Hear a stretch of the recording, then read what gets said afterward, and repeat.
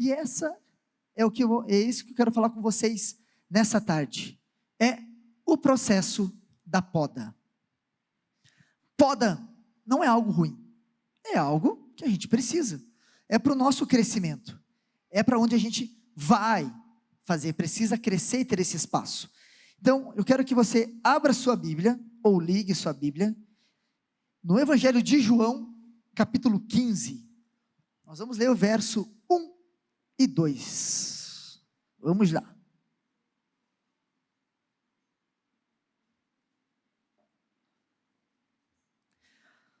João, capítulo 15, versículo 1 e 2. Eu sou a videira verdadeira, e meu pai é o agricultor. Todo ramo que estando em mim não dá fruto, ele corta. E todo que dá fruto, ele poda, para que dê mais fruto ainda. Paizinho, obrigado, Senhor, por esse tempo, papai. Obrigado pela tua palavra, obrigado por aquilo que o Senhor nos revelou nessa noite, por aquilo que o Senhor vai nos revelar ainda mais. Abençoe esse tempo, papai, que o que possa acontecer aqui é não atrapalhar o Senhor, aquilo que o Senhor tem na vida de cada um aqui. Usa-me da forma e da maneira como o Senhor quer, papai, para que possa vir a sua palavra do alto. Abençoa cada um, leva nossos pensamentos cativos a ti, Senhor, e o nosso coração conectado ao seu. É o que nós pedimos e te agradecemos em nome de Jesus. Amém. Cara, a primeira coisa eu quero começar essa palavra, vou fazer uma construção em cima dela, trabalhando sobre esse processo de poda, sobre o que é, sobre o que a gente está vivendo, que a poda não é ruim, sobre coisas, mas antes eu quero falar uma coisa, que é dar parabéns para vocês. Eu quero dar parabéns. Às vezes eu brinco com muita gente que sabe que eu brinco, que eu sou coach, né? Você já se aplaudiu hoje? Você já se aplaudiu? Mas pergunta, você já se aplaudiu hoje? Sim ou não? Não, né? Então se aplauda. Se aplauda hoje, porque só você sabe o que você passou para estar aqui. Só você sabe o que você passou para estar aqui hoje, né, minha gente? Então é para você esse aplauso. Ó, parabéns para você. Brincadeiras à parte, porque é meio coach agora, né? Ficou esse negócio. Mas, gente, eu quero realmente dar parabéns, porque, mano, que geração é de vocês, galera? Que geração é essa? Galera, vocês permanecerem fiéis, como vocês estão hoje, nas suas escolas, aonde você mora, ou até mesmo com a sua família, cara, você está de parabéns, pelo que você passou até aqui hoje. Você permanecer firme, cara, você está de parabéns. A gente está vivendo dias difíceis, dias onde existe uma perseguição muito a tudo aquilo que pensa diferente do que cada um pensa. Eu quero saber uma pergunta rapidinha aqui. Alguém já passou uma dificuldade na sua escola, já foi taxado, rotulado, só porque disse que é cristão, e passou algum tipo de constrangimento, algum tipo de abuso, algum tipo de julgamento, pré-julgamento? Alguém já passou por isso na sua escola, só para dizer que é cristão? Olha só, quase todo mundo, velho. Hoje em dia, você falar que é cristão, velho, os caras já vêm com os dois pés no peito em você, não é? Cara, você falou que é cristão, os caras vêm chamar você de homofóbico, de gado, de tudo que quiser, bolsomínio, vai falar que você é crentinho chato, que você não pensa, que você é feminista não quer dizer, que você é machista, tudo, só porque você falou que é cristão um dia. Cara, e isso é o que a gente está passando esses dias, é por isso que eu quero dar parabéns, porque você está permanecendo fiel, mesmo passando por essas dificuldades. Parabéns para você. Cara, olha só, a gente está vivendo uma perseguição muito aos posicionados. O fato hoje de você se posicionar, só o fato de você dizer que é cristão, se você dizer, ó, pô, sou posicionado, você vai ver uma perseguição. Se você reparar aqui, ó, nós temos os posicionados e nós temos o opositor, né? Como é que é? Antigamente, só os opositores que eram perseguidos, ou seja, aquele cara que levanta uma bandeira, levanta algo, um discurso e vai contra tudo aquilo que está acontecendo. E esses são os opositores. Antigamente era assim, criticava, aquele cara que falava, que ia contra ideologias, que ia tudo. Esse cara, todo mundo se levantava e ia contra. Só que hoje, nós estamos vivendo uma perseguição, na verdade, só por posicionamento. Você não falou nada, você não emitiu nenhuma opinião, você só simplesmente falou, hoje eu sou cristão. Cara, os caras já vêm massacrando você. Não é verdade? Estou errado ou não estou? Estou certo ou estou errado? Cara, vocês estão vivendo isso. Eu só estou falando aquilo que eu vejo e aquilo que chega até mim. Então, só o fato de você dizer que você tem a sua opinião, que você respeita, e que é diferente do outro, os caras já vêm com os dois pés no peito em você. E é isso que está ali, ó. O opositor, sua opinião é ridícula, você não merece nem ser ouvido. O posicionado, eu respeito a sua opinião, mas a minha é diferente. A partir do momento que você falou que tem uma opinião e vem, os caras te destroem, velho. Te arrebentam. E é isso que acontece quando vão falar que você é um cara da caixinha, um cara que não pensa, um cara que não tem. Eu acho que você já deve estar tendo um momento de crises existenciais. Eu tive isso nessa época. Nos meus 15 a 16 anos, eu tive esse momento de crise, falando, o que eu vou ser da minha vida? Eu nasci no lar cristão, né, desde berço, e chegou aquele momento, com meus 16 anos, que eu tive que me posicionar. Falar, o que eu quero para a minha vida? O que eu vou fazer? Eu vou colocar um cabresto aqui, dizer que eu vou para a igreja só porque eu quero, só porque a mãe fala, porque a igreja diz, me apresentou só um caminho, é isso que eu quero? E a gente acha que a igreja coloca, as pessoas na verdade rotulam isso, falando que a igreja coloca um cabeça e fala que é isso e acabou, e você vai. Só que se a gente for analisar historicamente, a caminhada e a cultura cristã, daquilo que tem, ela nunca colocou você para ser um cara de cabresto, aquele cara que só pensa, aquele cara que só olha para frente, um cara que não pensa. A ideia da igreja cristã foi muitas vezes colocar vocês para pensarem, serem pensadores. Né? Se você vai colocar na história, vai estudar a história da igreja, as primeiras escolas foi o cristianismo que fundou. As primeiras universidades, o cristianismo que fundou.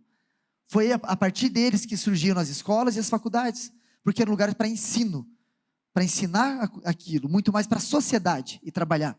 E a gente vai fazendo isso e a gente, com esse ensino cristão, e a gente acaba achando que, por causa de anos que viveram, culturas que a gente viveu, não vou dizer que foi tudo certo na cultura cristã. Tem momentos errados e existem pessoas que manipulam e que tentam colocar crentes minion, né? Tudo igualzinho, né? Amarelinho, bonitinho, com óculos, e vai fluindo e manda do que jeito e vai seguindo pela onda. E não, a ideia nossa é justamente do cristianismo é fazer com que vocês sejam pensadores. Vocês entendam isso. Em Atos 17, versículo 11, nós vemos lá, em Atos, Lucas falando sobre o quê? Sobre os bereanos. Né? Os bereanos eram mais nobres do que os tessalonicenses, pois recebem a mensagem com grande interesse, eles têm vontade de aprender, de ouvir, examinam todas as escrituras para ver se tudo era assim mesmo. Na igreja cristã antiga, eles ensinavam já o cristão a pensar. Os bereanos era aquele que alguém estava lá pregando, cara, acabava a pregação, eles iam para a Bíblia. Iam para as escrituras, né? Na verdade não tinha Bíblia antigamente, mas eles iam para as escrituras para ver se aquilo que estavam falando era o que estava nas escrituras. Eles eram pensadores, pessoas que formavam opinião. Eles não eram só simplesmente, o que eu falar aqui para vocês, eu não quero que vocês aceitem como verdade. Eu quero que vocês realmente procurem a verdade na Bíblia. Vocês podem me questionar. Vocês podem falar, pastor, estou com uma dúvida aqui, eu acho que isso aqui não é meio desse jeito, porque na Bíblia fala isso, isso, isso. E isso, historicamente, é algo necessário dentro da caminhada cristã. É dentro, principalmente, do que vocês estão vivendo hoje.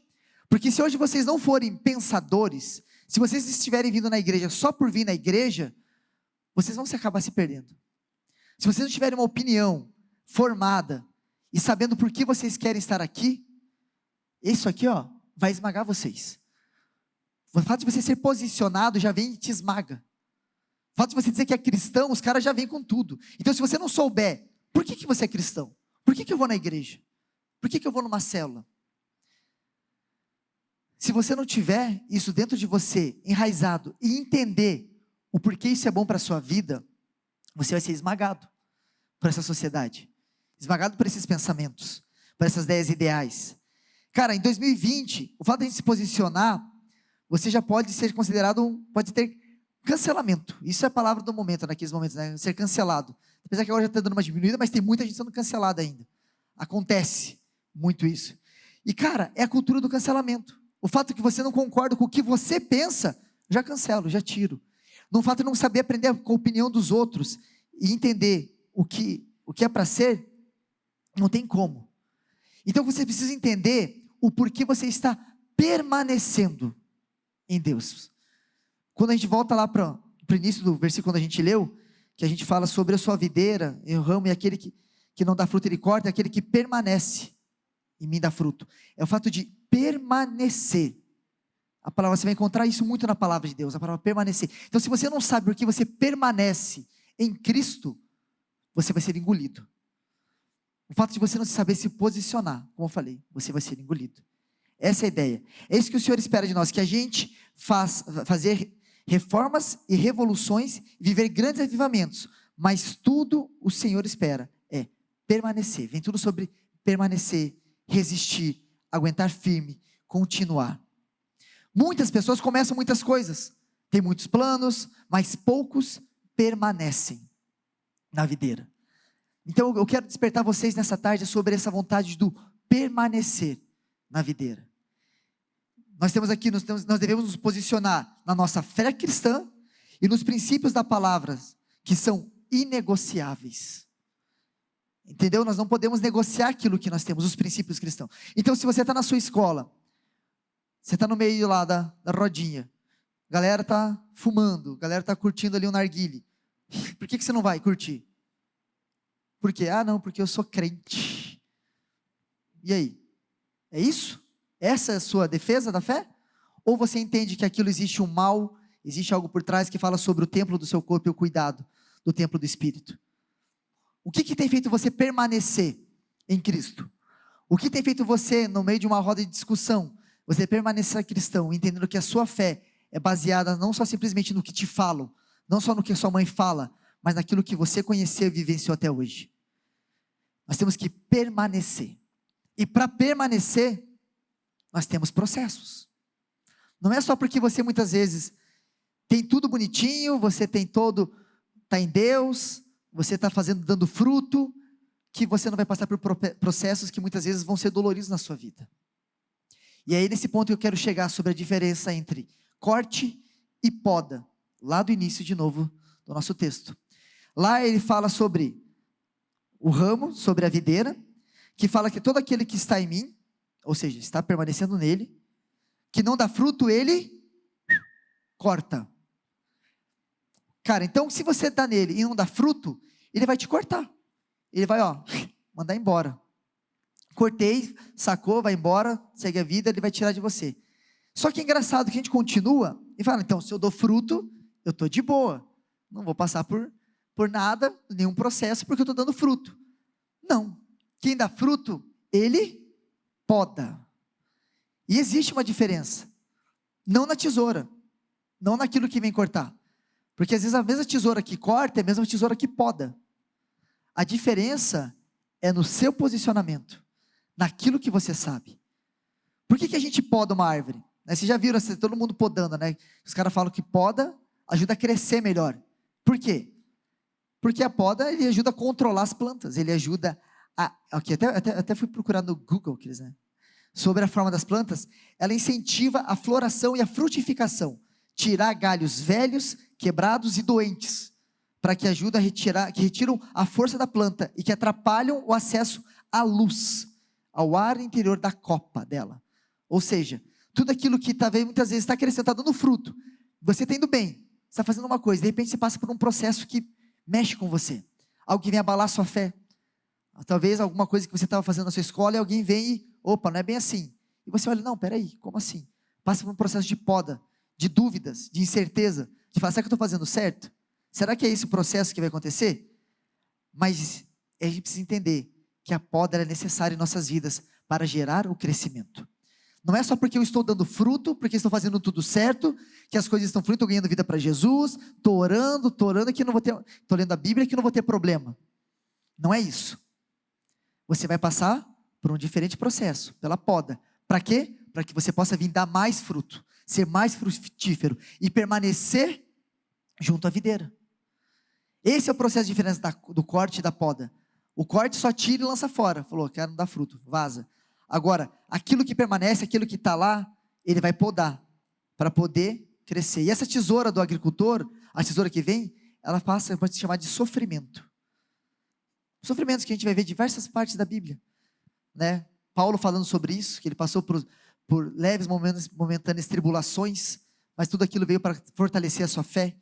A gente vai ver pessoas passando por aquilo, aprendizando pelo sofrimento, aprendeu a ser obediente. Pedro fala sobre isso. Então a gente vai ver vários exemplos que passam pelo sofrimento. E o sofrimento é a poda que vem cortar, que faz a gente permanecer e fortalecer naquilo que tem. E como é que a gente vai saber a diferença se eu estou sendo cortado ou se eu estou sendo podado? Puxa, como é que eu vou saber discernir esse momento? Se é um corte ou se é uma poda? O que está acontecendo? Nós temos que entender muitas vezes aonde está firmado o nosso coração. Como que eu vou saber que está acontecendo comigo? É só um corte ou é uma poda para o meu crescimento? É você fazer aquela autoanálise de onde está o seu coração, onde estão as suas intenções, como está a sua vida em Deus. Cara, eu duvido que aqui, se você não parar para pensar na sua vida 5 minutos, está vivendo a sua fase na vida, se você está vivendo, se você está bem com Deus ou não. Você fazer uma autoanálise, você vai saber como é que está a sua vida hoje. Você está lendo a Bíblia, tendo vida com Deus, tendo devocional, obedecendo os pais. O que você tem dado? O que tem acontecido? O que tem feito você permanecer na videira? Será que isso que você está passando é só uma poda? Ou às vezes é um sofrimento, é um corte, para você entender que, opa, está errado, vamos lá. Deus, Ele tem para você muito mais do que só simplesmente frutos. Nós temos que entender, nós temos que saber que nós temos que entender que a poda, ela vem para gerar mais frutos, e não só simplesmente para dar um fruto. O galho, ele corta, aquele que dá fruto, ele corta para nascer um novo galho. A poda, ele vai aparando, para continuar dando fruto. Vocês estão pegando a ideia do corte da poda? Estão entendendo? Estão aqui comigo? Fechou? Estamos nesse processo. Então nós temos que entender qual é o objetivo nosso e qual é a consequência dessa poda. Então o objetivo, o que seria o objetivo? Seria permanecer. O objetivo da poda e do corte é permanecer na videira, naquele que está com a gente, que nos alimenta e que nos faz dar frutos. E a consequência disso, a gente permanecer, é dar o fruto. Então, se eu permaneço na videira, eu dou o fruto. E aí que muitas vezes acontece quando invertemos as prioridades. Eu quero muito dar fruto, então eu vou focar nisso. Então, eu foco em dar fruto e não foco em permanecer na videira. E quando a gente inverte esse problema, dá ruim, minha gente. É aquela coisa, eu quero dar muito fruto, e foca nisso, só fruto, fruto, fruto. E Deus que me ajude a permanecer. Não é assim. Do que adianta ganhar o mundo todo e perder a sua alma? Mateus 16, 25, 26, ele fala sobre isso. Pois quem quiser salvar a sua vida, a perderá. Mas quem perder a vida por minha causa, a encontrará. Pois que adianta o homem ganhar o mundo inteiro e perder a sua alma? Então, do que adianta a gente dar fruto, permanecer fruto, falar, não, eu vou dar fruto, vou dar fruto, vou dar fruto, e se Deus quiser, eu permaneço na videira. Cara, você vai querendo dar fruto, vai querendo dar fruto, enquanto a ordem está invertida. Se a gente permanecer na videira, a gente vai dar fruto. E não é se eu der fruto, eu vou permanecer na videira. Vocês conseguiram entender essa lógica? Regra de 3, aquele, né? Puxa para lá, para cá, sobe aqui, corta 2, permanecer, aqueles. Essa é a ideia. Permaneça na videira, que o fruto é natural. É o que eu venho falando de algum tempo, da tal da historinha da laranja que não faz barulho para dar fruto. Você nunca passou do lado de um pé de laranja e viu ela gemendo para dar fruto, por quê? É natural. Porque ela está permanecendo, ela permaneceu junto na árvore, com a raiz, ela vem e gera o seu fruto. Se permanecermos nele, a nossa intimidade com Jesus nos guardará dessa busca errada. O fruto será para a glória dele, é uma consequência. Qual que é o interesse de você gerar fruto? É para a sua glória ou para a glória de Deus? Qual que é o objetivo de você estar passando por um processo e querendo gerar algo muito maior? É porque você está ganhando vidas e está falando isso aqui, vou ganhar vidas e não importa, não vou deixar meu tempo para trás com Deus, porque eu estou ganhando vidas, estou dando fruto, é isso que importa. Não, é permanecer nele, é permanecer em mim. E ele, é isso que ele disse, permaneçam em mim e eu permanecerei em vocês. Essa deve ser a nossa iniciativa. Primeiro a gente faz a nossa parte e depois ele faz a dele. Primeiro a gente permanece nele, busca em Deus, trabalha nele, passa pelos processos, passa pela poda, para gerar o fruto, para crescer, fortalecer e depois gerar o fruto. Não adianta a gente inverter a lógica e querer dar fruto antes de permanecer nele. Esse é o nosso objetivo, é isso que nós temos que fazer. Nós temos que continuar indo para cima, Pegou a referência? Para cima. Para cima. Deus quer que você avance na vista dos homens, porque para os homens a poda é retrocesso, mas para Deus a poda é um avanço. E a régua dele é diferente da nossa. Para Deus, aqui, ó, Deus não quer só que você avance na vista dos homens, porque para os homens poda é retrocesso, mas para Deus poda é um avanço. A régua dele é diferente. Pega a visão, pega essa ideia. Sacou? A gente fica pensando muitas vezes que é retroceder, parar, mas Deus muitas vezes está querendo ajustar a gente. Vocês estão numa fase, cara, top demais, cara, com fôlego, com tudo para você fluir, ir, rebentar, ganhar vidas para Jesus. Cara, ir na sua escola, na sua casa, onde você mora, fazer a diferença. E você vai, e você vai, e você vai. E de repente você vê Deus e poda você, e para tudo. E você fala, pô Deus, como assim? Estava avançando, estava indo com tudo, por que parou? Porque é mais importante nós permanecermos na videira do que a gente dar fruto. É mais importante a gente estar com Ele do que dar fruto. Porque quando a gente está com Ele, o fruto é consequência de a gente estar conectado. Porque se você já viu um galho na rua, já quebraram o galho, com certeza alguém já quebrou o galho de árvore, já quebrou e jogou fora. Cara, ele seca, ele não dá fruto. Um galho quebrado, arrancado, cortado, ele não vai mais dar fruto. Mas Deus, Ele ama tanto a gente, Ele quer ver nosso potencial, que Ele poda, que Ele apara as arestas, tira o fruto, segura para a gente poder dar mais fruto. É ajustar, calibrar aquilo que falta. Na minha vida, um tempo atrás, eu passei por um grande processo de poda. Eu trabalhava antes, eu era missionário. Em 2008, fui missionário por 5 anos. Cara, rodei o Brasil. Passei por todos os estados do Brasil, conheci países, fui para fora, estava voando, cara. Falei, nossa, velho, estou aqui, ó, dando fruto horrores, estou no meu melhor momento com Deus, estou com tudo. Agora eu vou arrebentar. E um dia Deus veio falar para mim e para Lê. Na época eu já estava casado, eu fui para essa parte de missionário, solteiro, né, viajando em igrejas, ministrando em igrejas, indo em grandes lugares, e Deus chegou e falou, segura. Agora é tempo de vocês pararem, colocar o bumbumzinho na cadeira e aprender que eu tenho coisas para vocês. Vocês estão dando muito fruto. Isso é bom, mas eu tenho mais frutos para vocês do que isso. E para acontecer isso, eu preciso que vocês, ó, segure, senta na cadeirinha e aprende, que eu vou te ensinar. E graças a Deus, a gente ouviu a voz de Deus, entendeu esse processo.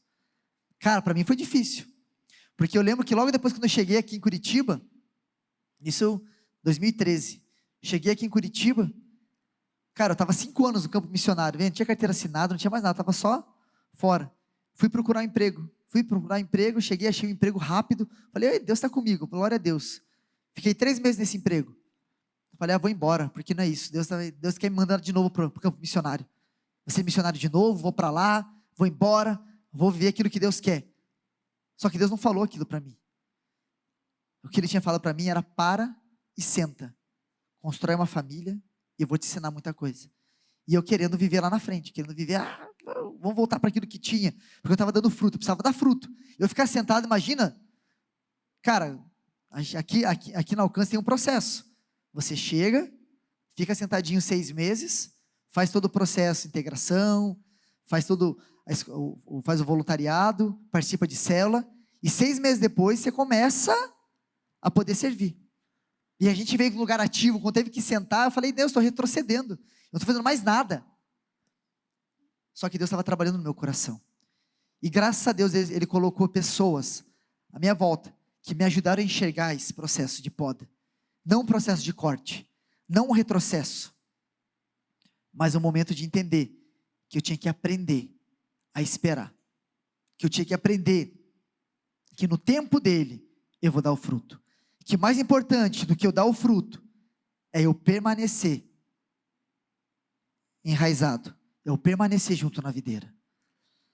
E a gente ficou nesse processo desde 2013 aqui na comunidade Alcance, trabalhando, aprendendo.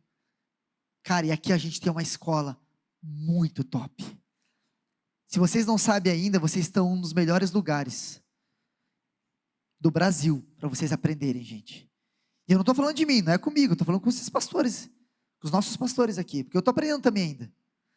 Gente, a gente tem uma infinidade, cara, de conhecimento aqui na nossa casa. A gente tem uma infinidade de mestres aqui na nossa casa, que a gente tem que sugar. A gente tem que aproveitar essa fase e aprender, colar nesses caras e aprender. Entendo que vocês não estão num processo parado, vocês não estão no retrocesso. Deus tem grandes coisas para você no tempo dele, na medida e na régua que ele tem para a sua vida. Não é fácil, cara, a gente parar muitas vezes. Às vezes a gente está achando que tem que fazer um caminho, e quando a gente escuta Deus falando, não, para, escuta o que eu estou falando para você, vamos olhar isso aí. Porque a gente está pensando em um fruto, só que Deus está olhando lá na frente, e está vindo na quantidade de frutos que Ele vai dar, se Ele podar a gente, sem tirar aquele galho, muitas vezes que está ficando podre, aquele galinho que está querendo fazer mais a sua vontade, não está querendo ficar tão permanecido, Ele vai tirar, para não perder tudo. Deus, Ele tem grandes coisas para você. Esse processo não é só aqui na adolescência, isso faz parte da caminhada cristã. Você permanecer nele, você saber, pensar por que eu estou aqui na igreja, por que eu estou fazendo isso, por que eu estou dando fruto. Nós não queremos aqui uma máquina, cópias de crente, nós queremos você, aquilo que você tem de melhor, na sua individualidade, no que você pode dar para o reino de Deus. Qual o fruto que você pode dar através daquilo, do dom e do talento que Deus te deu? Agora, muito mais do que seu talento, muito mais do que o dom que Deus te deu, que realmente é nítido, o mais importante de tudo, é permanecer na videira, é permanecer em Jesus Cristo, é saber o que Deus tem para a sua vida. Amém? Feche seus olhos.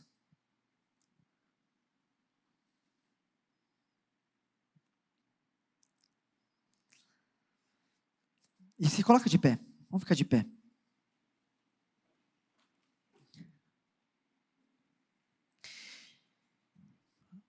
Deus, Ele está chamando você para algo muito maior do que você pode imaginar. Talvez você consiga enxergar só alguns anos para frente ou alguns meses, mas você não consegue enxergar o todo que Deus tem para você. E talvez às vezes o processo que você está passando, a poda que você está passando, as dificuldades que você está enfrentando na escola, onde você mora, na sua família, você pode achar que Deus não ama você por causa disso. Mas na verdade Deus está ensinando você a se posicionar. Deus está ensinando você a permanecer na videira. E não só simplesmente ser uma cópia de crente, mas conhecer a Cristo verdadeiramente na sua real e na sua real profundidade. Jó, ele falava, Jó era um cara certo, um cara que fazia tudo certo na sua vida. Ele até pedia perdão pelos pecados dos filhos, sacrificava pelos filhos, cuidava, ajudava a vida de pessoas, tinha um grande império, cuidava muito. Porém, no final do livro de Jó, ele faz uma declaração que mudou a trajetória dele. Quando ele fala que antes ele conhecia Deus só de ouvir falar, mas agora os olhos deles viam a Deus. Muito mais do que o processo, muito mais do que aquilo que você pode dar, Deus não está interessado no que você tem e no que você pode dar. Ele quer usar isso, porque é algo especial para você, algo específico de você. Ele quer usar. Mas muito mais do que isso, do que o fruto que você pode dar, Ele está interessado que você permaneça na videira. Que você permaneça em Deus. Então com seus olhos fechados, permanece com seus olhos fechados. Eu quero que você faça uma análise sua, de como está a sua vida. Será que você só está vindo para a igreja porque seu pai manda? Será que você só está passando dificuldades nas escolas, como você está passando nesse confronto? Porque será que falta um porquê? Ter um encontro mais genuíno com Deus? Talvez entender o seu propósito? a sua identidade.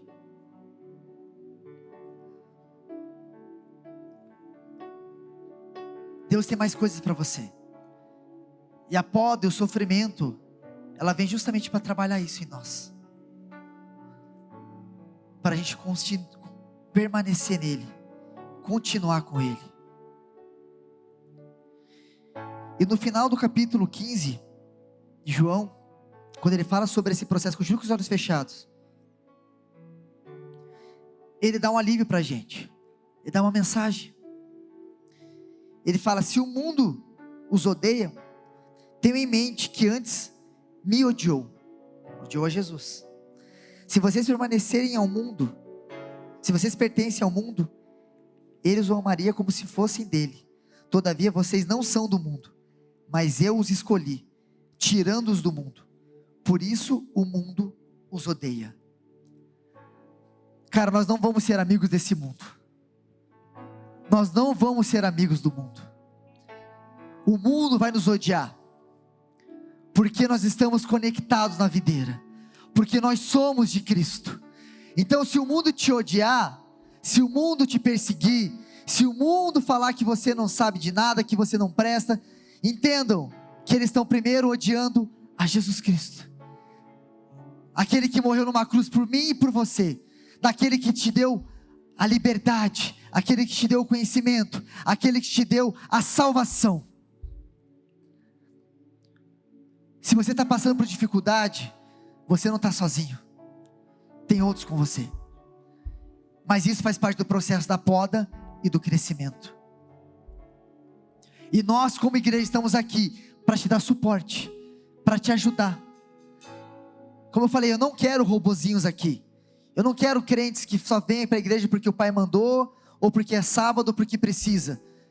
Eu quero que você entenda esse propósito que Deus tem na sua vida, o propósito de dar fruto, o propósito de permanecer nele primeiro, para dar esses frutos.